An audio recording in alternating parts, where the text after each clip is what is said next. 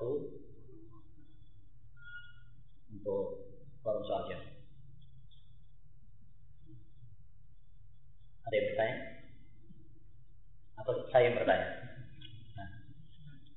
Apakah ada fatwa larangan untuk datang ke sebuah majelis dan majelis itu dibangun dengan menurut mereka dana itu sudah jelas? Ya.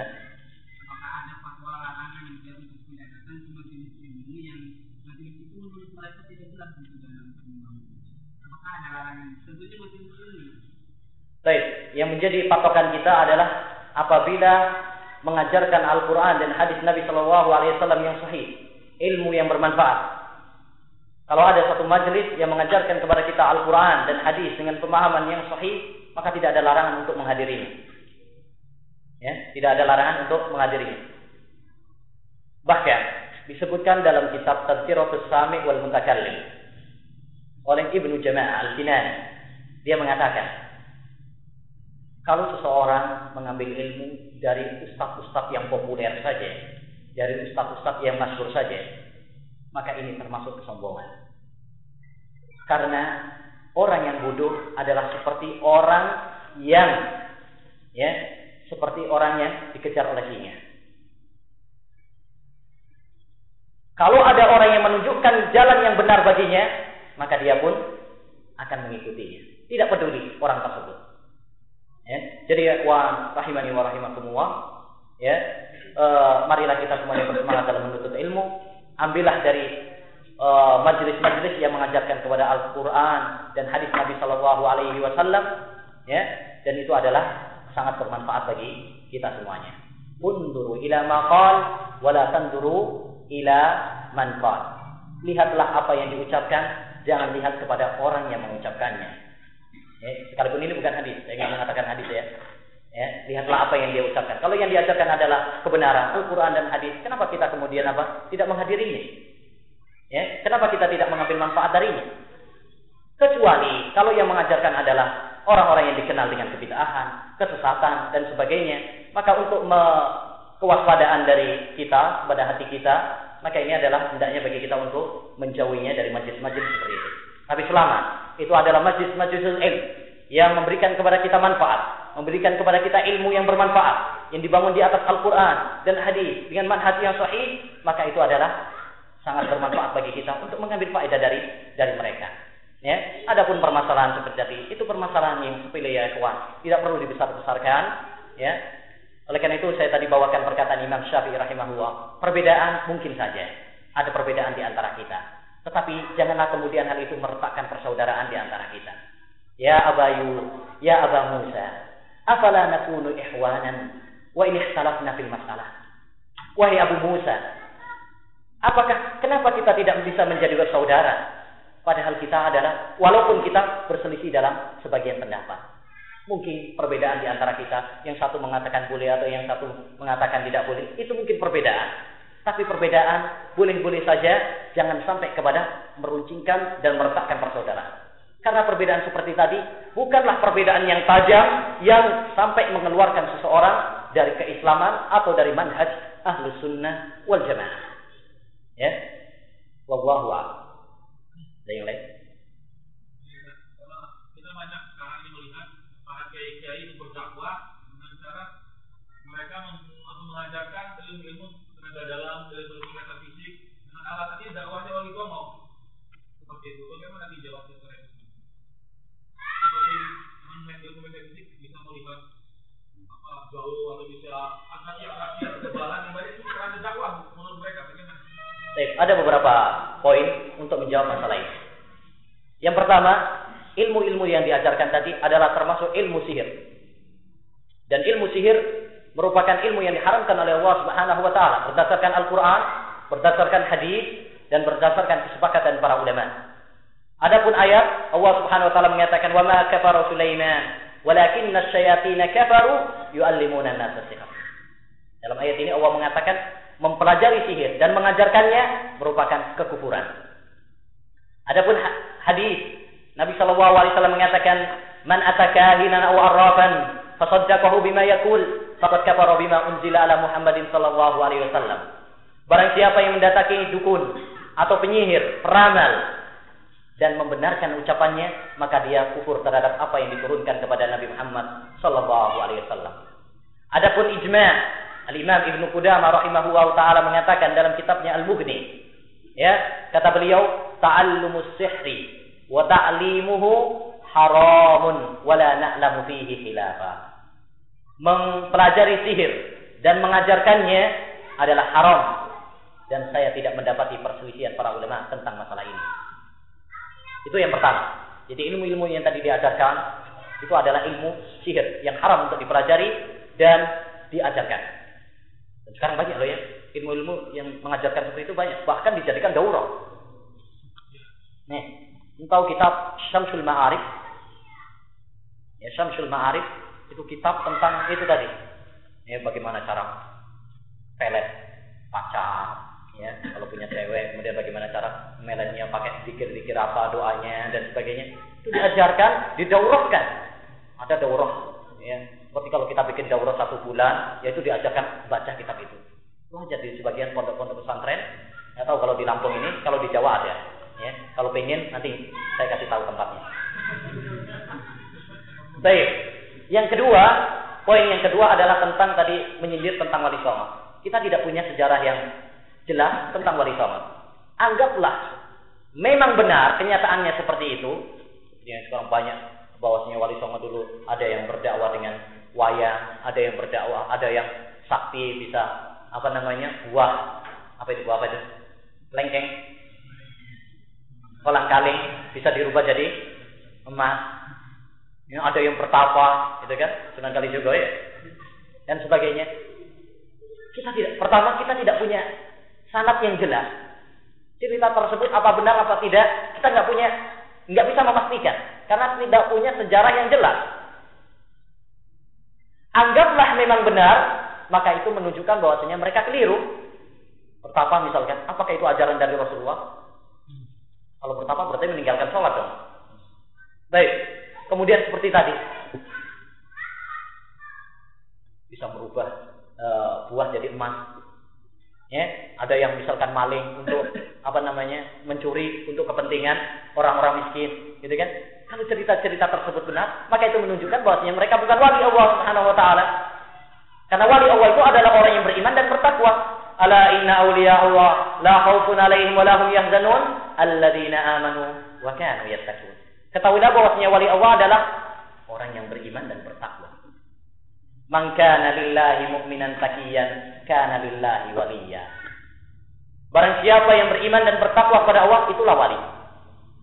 Ini poin yang ketiga, berdakwah dengan cara seperti tadi, ya, dengan wayang atau dengan ilmu-ilmu tadi. Kalau kita katakan pertama ilmunya sudah haram, ya, maka apa?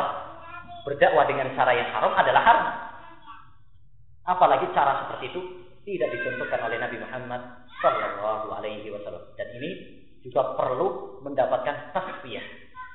Ini contoh dari metode dakwah yang perlu disucikan, yang perlu dibersihkan, yang dimasukkan kepada Islam padahal bukan dari Islam, tapi dari wali songo katanya, ya, katanya, tapi benarnya kita nggak tahu. Jadi kesimpulannya, cara seperti itu adalah tidak sesuai dengan metode Nabi Shallallahu Alaihi Wasallam. Baik, yang lain.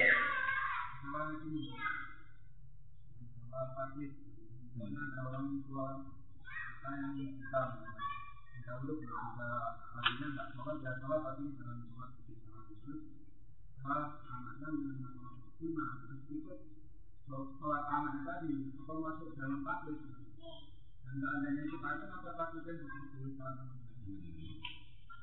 Ada orang yang memang tidak mampu lagi gitu ya, tidak mampu.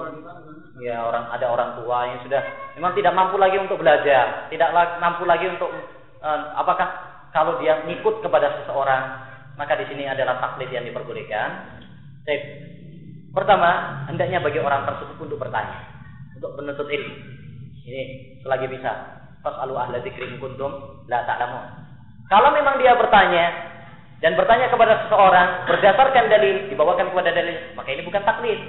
Karena yang namanya taklid itu adalah mengikuti seorang tanpa dalil. Tapi kalau ngikut orang ada dalilnya, itu bukan taklid. Ya, mengikuti anaknya karena anaknya mengikuti sunnah dibawakan ada dalilnya, ya itu bukan taklid namanya. Karena ada dalilnya. Yang namanya taklid itu mengikuti tanpa nggak tahu pokoknya entah ini benar apa salah, yang penting apa yang dikatakan oleh anakku pasti benar. Itu namanya taklid. Tapi kalau anaknya mengikuti dalil, membawakan dalilnya, oh gitu. Sekalipun dia nggak tahu langsung, maka itu bukan taklid namanya. Baik. Jadi kewajiban dia adalah apa? Bertanya. Dan kalau memang dibawakan dalilnya, ya itu bukan taklid. Ya, Rasul Allah Subhanahu wa taala mengatakan, "Fas'alu ahla dzikri in kuntum la ta'lamun." Ya, Allah Subhanahu wa taala berfirman, bertanyalah kepada ahlul ilm. Kalau sudah bertanya, ya itu bukan taklid namanya. Paham ya? Dan memang disebutkan oleh para ulama seperti Ibnu Qayyim dalam kitabnya I'lamul Muwaqqi'in bahwa orang yang awam itu boleh taklid. Ya, boleh taklid kalau memang dia tidak sanggup untuk mencari dalil, boleh taklid. Ya. Dan dia berijtihad dalam satu perkara, yaitu mencari seseorang yang benar-benar berusaha untuk mengikuti dalil. Ya. Itu ijtihad. Orang awam kalau memang sudah enggak bisa memiliki apa namanya sudah enggak bisa berusaha untuk mengikuti dalil. Nggak bisa untuk menuntut ilmu. Udah. Dan sebenarnya ada orang yang buta huruf dan sebagainya gitu ya, orang awam sekali. Ya udah, ikuti seseorang yang menurut dia paling mendekati kepada sunnah Nabi Shallallahu Alaihi Wasallam. Paham ya? Tapi kalau orang yang diikuti sudah membawakan dalil, itu bukan taklid namanya. Paham ya? Puas apa enggak? Kalau nggak puas nanti makan, insya Allah. Baik. Baik, yang lainnya?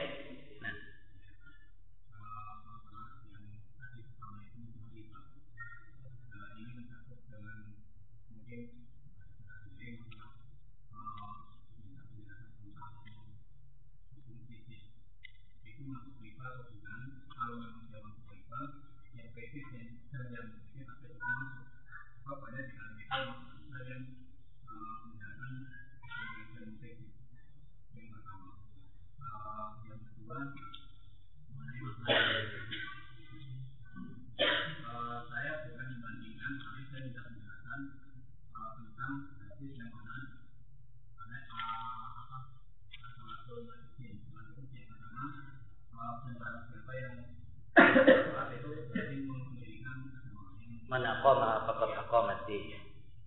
Dan itu katanya bagaimana itu bagaimana. Nah, tetapi saya pikir itu pada kaitannya dengan Al-Quran yang mengatakan inna salata kanat alal mu'minina. Sesungguhnya salat itu kita pertama kesulitan, tapi pada hakikatnya orang yang salat itu kadang-kadang juga menggunakan maksiat. Apakah itu juga berbeda? Nah, itu bisa menjelaskan bagaimana yang ketiga masalah tentang itu dilihat sendiri saya merasanya belum juga menjawab masalah yang mengatakan dalam surat Al-Fatihah itu mengatakan tentang Allah itu menciptakan langit dan bumi selama 6 masa. Yang dikatakan dalam asyari masa itu matahari atau tidak dapat jam sampai 6 masa. Kenapa tidak sesuai dengan surat Yasin yang ada di saya pun jika ada yang mengatakan sesuai dengan kenapa kalau kita akan ini dan supaya nah, yang keempat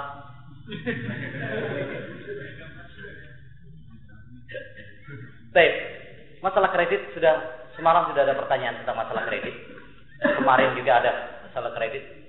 Sebelum kemarinnya juga ada masalah kredit, pertanyaan tentang kredit. Jadi tiap hari ini kita ditanya tentang kredit.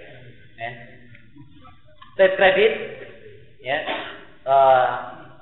Pendapat ana dalam masalah ini, ya, saya katakan bahwasanya kredit memang diperselisihkan para ulama. Ada yang mengharamkannya secara mutlak, haram.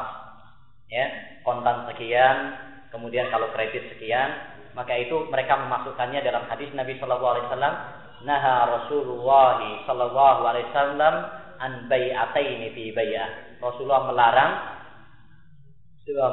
jual beli dua harga dalam satu penjualan. Ya. Mereka mengatakan bai'ataini fi bai'ah maksudnya adalah seperti kredit.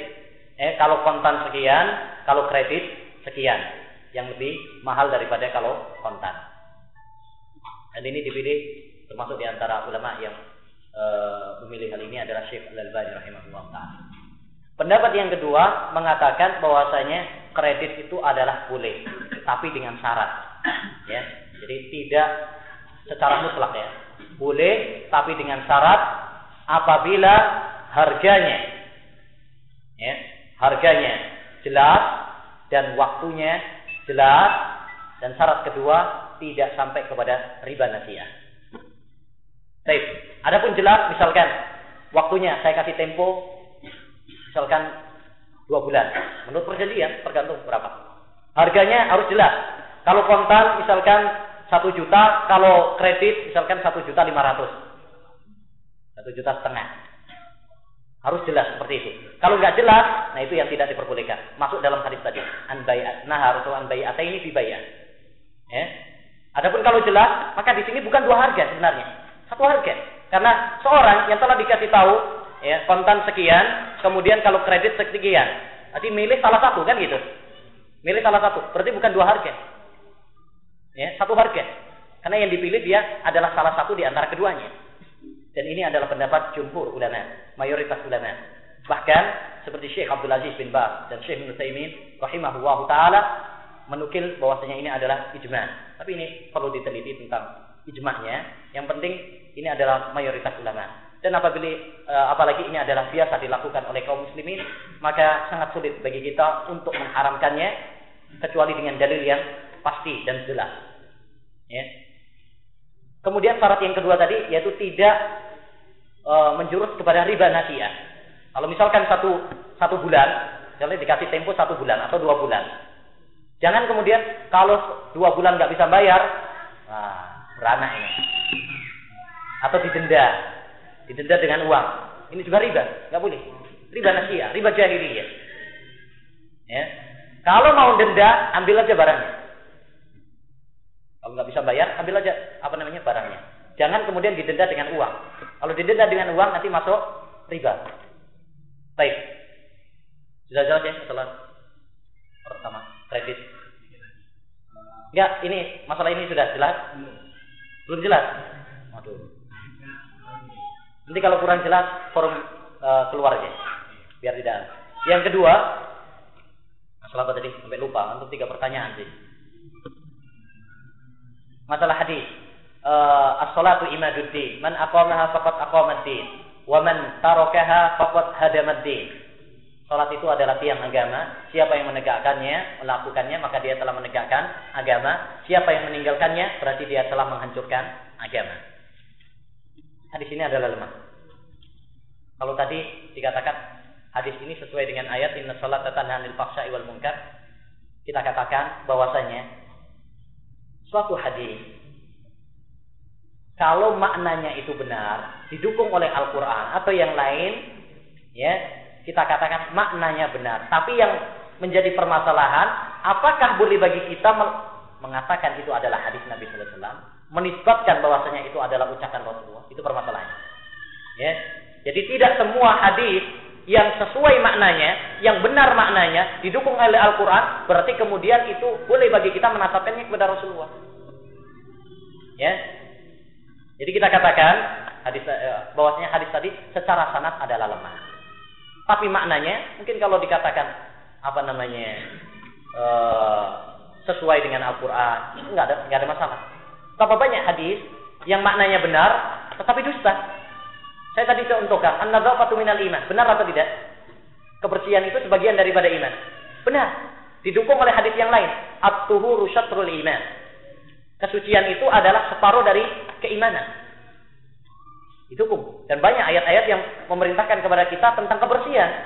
Innallaha yuhibbut tawwabin wa yuhibbul mutatahhirin. Allah SWT cinta orang-orang yang taubat dan orang yang bersih. Banyak ayat-ayat menunjukkan kepada kita tentang kebersihan. Tapi permasalahannya menasabkan ucapan tersebut kepada Rasulullah, ini yang tidak boleh. Karena itu bukan hadis. Atau seperti tadi, as-salatu imaduddin. Ya, walaupun maknanya benar mungkin, tetapi menasabkannya kepada Rasulullah nggak boleh karena hadisnya secara sanad ternyata lemah. Gitu ya. Boleh disampaikan, tapi dengan dikatakan hadisnya lemah. Iya, kalau nggak dikatakan hadisnya lemah, siapa masyarakat yang akan mengetahui itu hadisnya lemah? Antum misalkan khotib Jumat, membawakan hadis tersebut, nggak diketahui ini derajatnya lemah. Orang akan bilang, mantuk-mantuk aja. Kan gitu. Setiap hadis yang dibawakan di atas mimbar disangkanya hadis yang sahih. Kalau nggak dikatakan ini hadisnya lemah, ini hadisnya tidak sahih dari Nabi, siapa orang yang tahu? Masyarakat kita.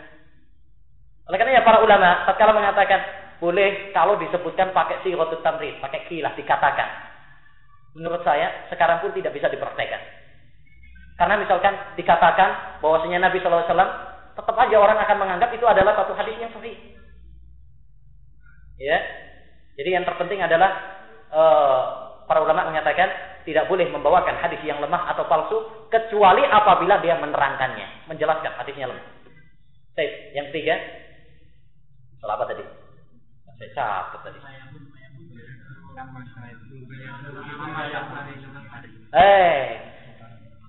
Jawabannya adalah firman Allah Subhanahu wa taala, la yus'al amma yaf'al wa hum yus'alun. Allah Subhanahu wa taala tidak ditanya, kenapa dia berbuat demikian? Tapi manusia lah yang dipertanya. Jadi kenapa Allah Subhanahu wa taala membuat langit dan bumi dalam 6 masa? Kenapa tidak dalam sehari saja? Allah Subhanahu wa taala tidak perlu ditanya. Ya, la yus'al amma yaf'al. Mungkin kalau ditanya apa hikmahnya, yaitu hikmahnya kita tidak perlu tahu. Wallahu a'lam. Ya, Allah SWT yang lebih mengetahuinya. Apa hikmahnya Allah SWT membuat langit 6 hari, kemudian ya, kok tidak digenapkan 7 hari sekalian? Atau kenapa Allah SWT tidak dalam satu waktu saja kun fayakun? Ya, ini tidak perlu ditanyakan karena itu urusan Allah Subhanahu wa taala. Yang penting bagi kita meyakini bahwasanya dalam semua itu terdapat hikmah. Apa hikmahnya? Tidak perlu kita mesti tahu. Ya, kenapa Allah Subhanahu wa taala mewajibkan salat subuh kok 2 rakaat, maghrib kok 3 rakaat, ya, zuhur dan asar kok 4 rakaat? Apa hikmahnya secara jelas kita tidak tahu. Yang penting bagi kita adalah membenarkan. Yang penting bagi kita adalah percaya dan iman. Ya, baik. Saya kira jelas lagi ya. Insyaallah. Baik. Ada yang lain? Baik. Kira yang mana terserah. Baik. Subhanakallah wa bihamdika asyhadu an la ilaha illa anta astaghfiruka wa atubu ilaik. Sekaligus kawan fillah rahimani semua, saya berpamitan kepada antum semuanya. Barangkali ini adalah akhir pertemuan kita. Semoga Allah Subhanahu wa taala mempertemukan kita lagi di lain kesempatan. Ya, doa antum sekalian kami harapkan dan saya berdoa kepada antum semuanya insyaallah Subhanahu wa taala agar kalian diberkahi oleh Allah Subhanahu wa taala dalam kehidupan kita semuanya. Assalamualaikum warahmatullahi wabarakatuh.